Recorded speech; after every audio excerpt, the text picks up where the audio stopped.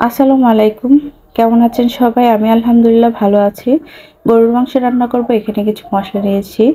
গরুর মাংসের মশলা, ধনিয়ার গুঁড়া, জিরার গুঁড়া, গরম মশলা, মরিচের গুঁড়া, তারপরে হচ্ছে গোমরি গুঁড়া সামান্য পরিমাণ, আদা রসুন পেস্ট, দারচিনি, এলাচ, তেজপাতা ও লবণ। তো মাংসটা আমি রান্না করে নিব। তার আগে কিছু কথা বলছি। এই ভিডিওটা দেওয়ার সাথে সাথেই দেখবেন কিছু মানুষ, সবাই না, কমেন্ট করবে যে রোজার মাসে কেন খাবারের ভিডিও দেন। ভাইরে, আমি আমার ধর্মকে ভালোবাসি।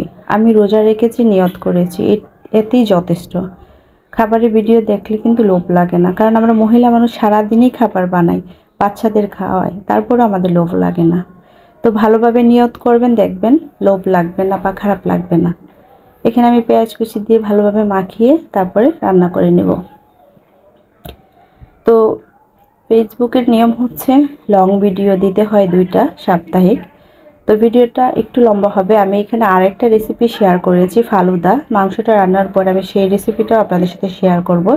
একটু কষ্ট করে দেখে নেবেন। তো মাংসটা ভালোভাবে মাখিয়ে আমি পানি দিব না, এই পানিতেই আমি যতটুকু পানি এখানে উঠবে তেলের মাঝখানে আমি কষিয়ে নিব মাংসটা।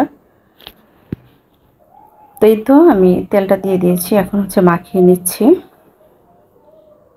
তো মাখানোটা হয়ে গিয়েছে। এখন হচ্ছে রান্না করে নিয়েছি। মাশাআল্লাহ, রান্নাটাও অনেক ভালো হয়েছে।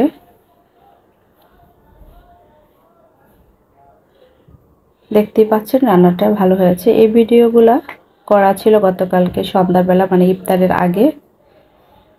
তো এখন আমি ফালুদার জন্য জেলিটা তৈরি করে নিব। জেলিটা তৈরি করে প্রথমে কিন্তু ফ্রিজে রেখে দিতে হবে শক্ত হওয়ার জন্য। তো এই তো আমি জেলিটা তৈরি করে নিচ্ছি।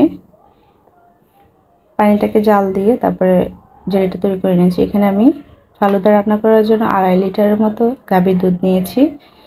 ভালো করে জাল করে নিতে হবে। আর যখন বলক চলে আসবে তখন আমি ফালুদা মিক্সড প্যাকেট থেকে এটা দিয়ে দিব। এখানে সামান্য পরিমাণ লবণ দিতে পারেন, এতে করে মিষ্টির টেস্টটা ভালো আসবে। আর এই রান্নাটা কিন্তু একদম কাছে থেকে করতে হবে, নেড়ে ছেড়ে, এটা লেগে যেতে পারে নিচ থেকে। তো এই তো রান্নাটা করে নিচ্ছি। ফালুদা মিক্সটা আমি দিয়ে দিচ্ছি এখানে। তারপর হচ্ছে বিভিন্ন রকম ফল দিয়ে পরিবেশন করে দেওয়া হবে। এটা ঠান্ডা হলে আরো ঘন হয়ে যাবে। সব ধরনের ফলই এখানে দিতে পারেন, সাথে কিছুটা আইসক্রিম দিতে পারেন। তো ভালো থাকবেন সবাই। আসসালামু আলাইকুম, আল্লাহ হাফেজ।